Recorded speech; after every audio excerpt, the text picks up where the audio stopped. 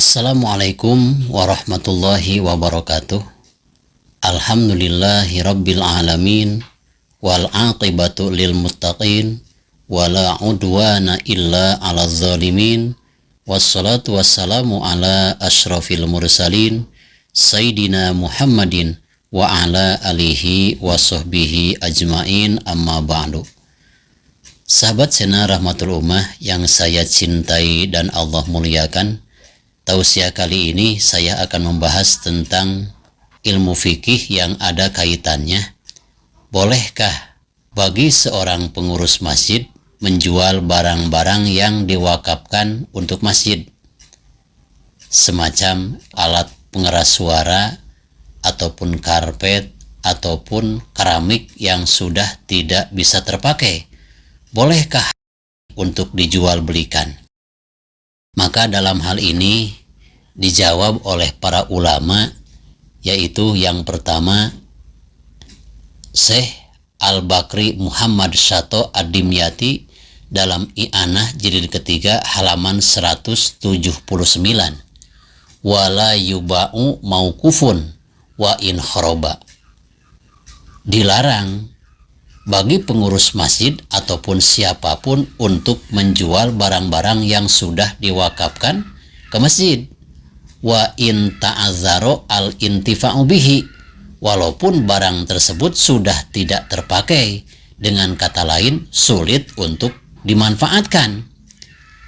Ada karpet masjid, lalu karpet tersebut sudah termakan usia, apakah boleh dijual? Ataupun alat pengeras suara yang sudah tidak bisa dimanfaatkan lagi karena sudah rusak, apakah boleh dijual? Maka jawab ulama, itu tidak boleh diperjualbelikan, lebih baik disimpan di masjid.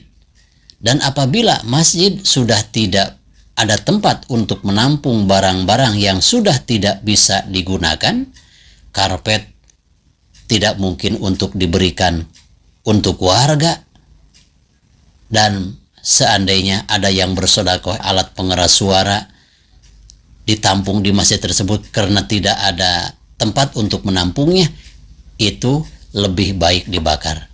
Dengan cara dibakar pun insya Allah itu tidak akan putus-putus pahala sedekah bagi orang yang mewakafkannya.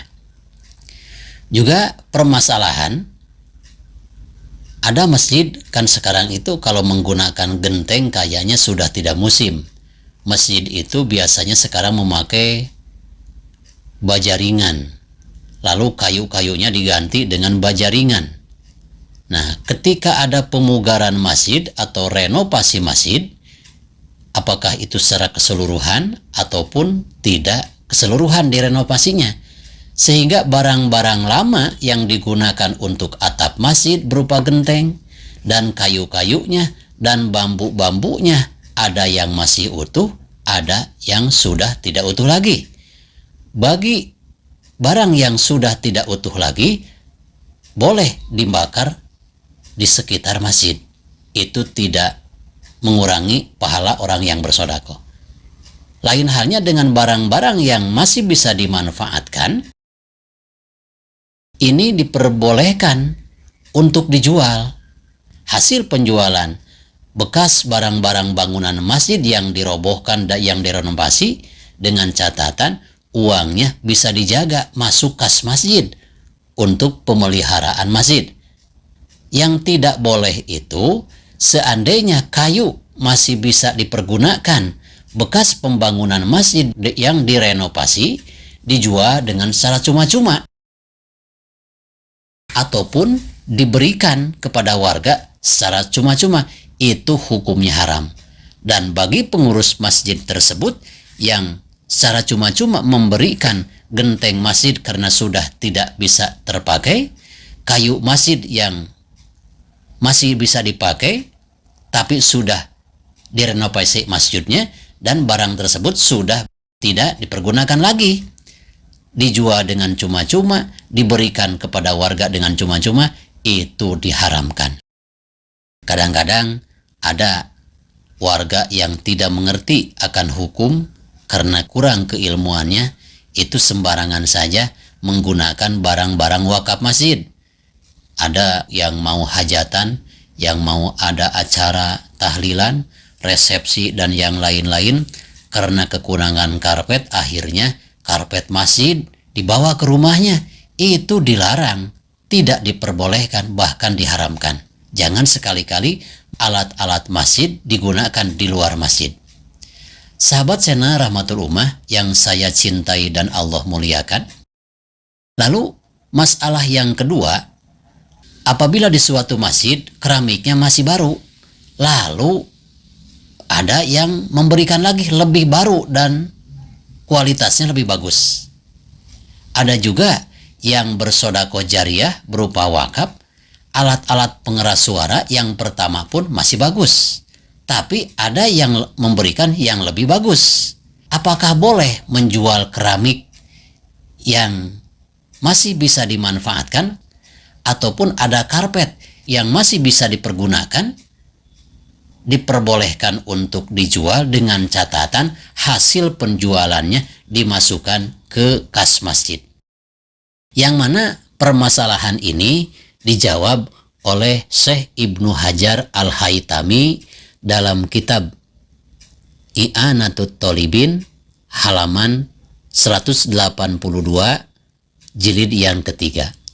Su'ila Ibnu Hajar Al-Haytami, telah ditanya Ibnu Hajar Al-Haytami, amma idza umiro masjidun, apabila telah dimakmurkan suatu masjid dengan alat pengeras suara ataupun dengan dihamparkan berbagai karpet, bi'alatin judadin, dengan alat-alat yang baru, wabakiyat alatuhul qadimah, lalu tersisalah alat-alat yang pertama tadi, maka diperbolehkan menurut Ibnu Hajar Al-Haytami fa'ajaba bi annahu yajuju imarata masjidin qadimin wa hadisin biha haisu qata'a bi adami ihtiyaji mahia minhu ilaiha qabla panaiha. Diperbolehkan asal dengan catatan hasil daripada penjualan barang diberikan, dikembalikan ke masjid. Ini ada kayu yang bisa dimanfaatkan untuk perumahan warga, boleh dilelang. Menurut Ibnu Hajar Al-Haytami, silakan bagi warga yang ingin membeli barang-barang bekas dari masjid, diperbolehkan dengan catatan dimasukkan ke masjid. Jangan diberikan secara cuma-cuma. Karena barang yang sudah diwakafkan tidak boleh dijual, tidak boleh juga secara mutlak diberikan secara cuma-cuma. Karena apabila barang-barang masjid yang masih bisa dipergunakan lalu dijual, tidak disimpan ke kas masjid, ataupun barang-barang masjid yang lama diberikan secara cuma-cuma karena sudah ada penggantinya yang baru, orang tersebut, orang yang menjualnya adalah hukumnya mendolimi orang-orang yang berwakaf. Untuk itu, dengan dijelaskannya masalah wakaf untuk masjid, berwakaflah, bersodakohlah untuk masjid. Sebab dalam hadis yang di awal khutbah tadi, pahala sodakoh jariah yang tetap akan mengalir walaupun kita sudah terbaring di dalam alam barzah, di alam kubur, itu adalah sodakoh yang abadi. Semacam sodakoh atau wakaf tanah, itu kan tidak ada putus-putusnya. Sodakoh dengan sesuatu yang abadi. Untuk itu, apabila Anda bersodakoh untuk masjid, membelikan semen untuk masjid, membelikan atap untuk masjid, karpet untuk masjid, Masya Allah, itu termasuk orang innama ya'muru masajidallah man amana billah. Besarlah pahalanya. Sesuai dengan salah satu hadis Rasulullah Sallallahu Alaihi Wasallam, man bana lillahi masjidan, banallahu lahu baitan fil jannah. Barang siapa yang membangun masjid dengan biaya sendiri, ataupun kita ikut membangun masjid dengan cara bersodakoh semampunya, insya Allah diganti oleh Allah Subhanahu Wa Taala segala apa yang kita infakan untuk membangun masjid, untuk memakmurkan masjid dengan suatu gedung di surga yang indah tiada tara. Sehingga insya Allah walaupun kita bersodakoh 100.000 rupiah untuk membeli cat masjid. Kita bersedekah jariah membelikan lampu atau memberikan diantaranya pulsa token untuk masjid, insya Allah itu pahalanya luar biasa.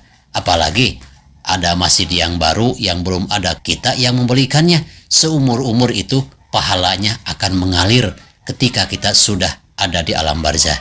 Untuk itu, marilah kita bersedekah untuk masjid seandainya ada masjid yang belum dibangun. Jangan sampai kita sehari mampu untuk biaya merokok 20.000, ternyata untuk masjid 100.000 2 tahun sekali tidak mampu. Na'udzubillah, summa na'udzubillahi min dzalik. Insya Allah harta yang akan menolong kita di hari kiamat salah satunya adalah apabila harta kita diinfakkan untuk kesejahteraan masjid dan untuk kelancaran pembangunan masjid. Mudah-mudahan besar manfaatnya.